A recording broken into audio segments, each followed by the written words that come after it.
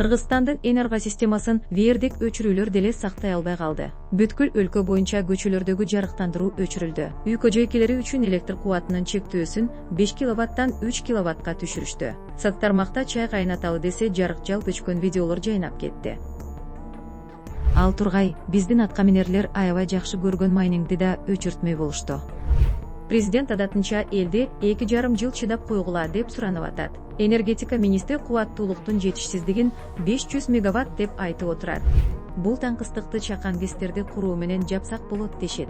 Азыр өлкө боюнча мындай электр станциядан 100гө жакыны курулуп жатат. 2028 жылга барып булар кошумча 400 мегаватт бериши керек.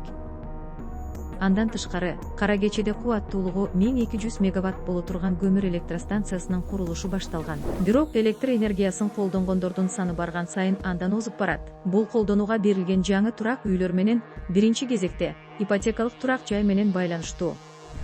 Азыр мамлекеттик ипотекалык компания бир эле учурда жалпы аянты 4 миллион чарчы метрлик 925 үй куруп жаткан чагы.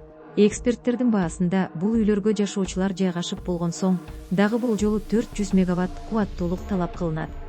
Жаңы курулуп жаткан чакан ГЭСтер 2028 жылы ушунча кубаттуулук бериши керек. Демек чакан ГЭСтер берген кошумча кубаттуулук толугу менен мектеп үйлөрүнө кетет. Ал эми кечкурун баары тиричилик техникасын пайдаланса, кайра эле система жүктөмдү көтөрө албай, азыркыдай эле көрүнүш кайталанабы? Азырынча Кыргызстанда электр энергиясын өндүрүү жылдан жылга азайып эле баратат. Өткөн жылы Кыргызстанда тартыштык дээрлик 4 миллиард киловатт саат болгон. Мамлекет жетпегенин чет өлкөдөн сатып алууга аргасыз. Балким сизге маалыматты биз көөртүп жаткандай сезилип, кантип эле катардагы жарандар ушунча көп колдонобу дешиңиз мүмкүн. Ооба, 2020 жылы эле Кыргызстан жер үйлөр менен батирлерге бардык электр энергиянын 4төн 3 бөлүгүн сарптаган. Орусия менен Казакстанда турак жайлар ушунун жарымын гана колдонот. Ошондо кандай болуп калды? Кыргызстандыктар сарамжал пайдалануу дегенди билбейби? Андай эмес. Болгону кыргызстандыктар кошуналарга окшоп үйлөрүн газ менен жылыта албайт. Кыргызстанда газдын баасы Казакстанга караганда 5 эсе кымбат, Орусияга караганда 2 эсе кымбат. Ал эми Кыргызстандын эли айлык майнаны казакстандыктарга салыштырмалуу 1,5 эсе, орусиялыктардан 2 эсе аз алышат. Бирок өлкөдө электр энергиясынын баасы арзан. Албетте, Кыргызстан деле үнөмдөсү болмок. Ал үчүн электр тармактарын, теплострассаларды жаңыртып, эски үйлөрдү жылуулап, жылыткычтарды, айнектерди алмаштыруу керек. Казакстанда, мисалы, ушундай кылып жатышат.